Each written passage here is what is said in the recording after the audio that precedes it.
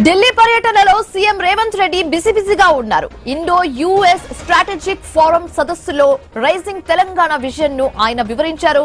December 8, 9 తేదీల్లో హైదరాబాద్ లో Indo US summit జరగనుంది. అయితే ఈ సదస్సు ఏర్పాట్లపైన ముఖ్యమంత్రి ప్రత్యేకంగా చర్చించారు. తెలంగాణ పెట్టుబడులకు ఉన్న అవకాశాలతో పాటు ఫ్యూచర్ సిటీ, గేమ్ చేంజర్ ప్రాజెక్టుల గురించి ప్రతినిధులకు వివరించారు. చైనా +1 వ్యూహంతో పెట్టుబడులకు అత్యుత్తమ ప్రత్యామ్నాయంగా తెలంగాణ నిలుస్తుందని సీఎం రేవంత్ రెడ్డి చెప్పారు.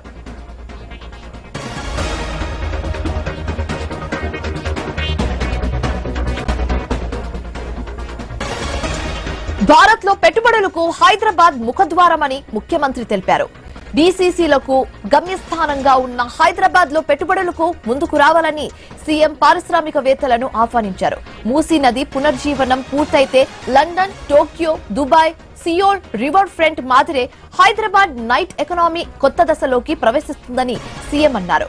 భారతదేశంలో రోడ్లకు ఎక్కువగా నేతల పేర్లు ఉంటాయని, హైదరాబాద్ లో ఆ ట్రెండ్ ను మార్చాలని తాము అనుకుంటున్నామని సీఎం రేవంత్ రెడ్డి తెలిపారు.